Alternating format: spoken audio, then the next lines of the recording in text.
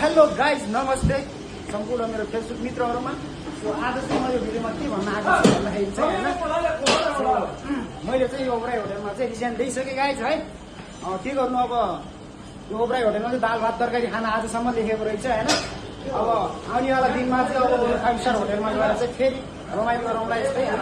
हजुरहरूको साथ सपोर्ट यस्तै दिँदै गर्नु होला। सो यो भिडियोको मार्फत चाहिँ हजुरलाई के इन्फर्मेसन दिन चाहन्छु भने चाहिँ यहाँ ओब्राई होटलमा चाहिँ डिम्सन सिडिपी अनि वक सिडिपीमा चाहिँ भ्याकेन्सी बब्बाल तरिकाले खुलेको छ होइन। टक्क लागेर यदि हजुरहरू इच्छुक हुनुहुन्छ भने सब मलाई चाहिँ इनबक्स गर्न सक्नुहुन्छ, कमेन्ट गर्न सक्नुहुन्छ।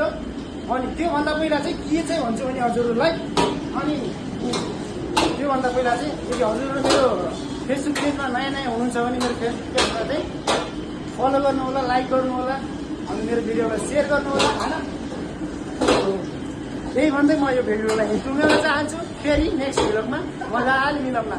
प्रकाश चाहिँ के छ हालखबर के गर्नु यार। ओब्राई होटलमा आजसम्म लेखेको रहेछ दिन अब के गर्नु, रिजाइन दिइसकेँ। ल बाई बाई, 3 होटलमा गएर मिल्न पर्छ। ल बाई बाई।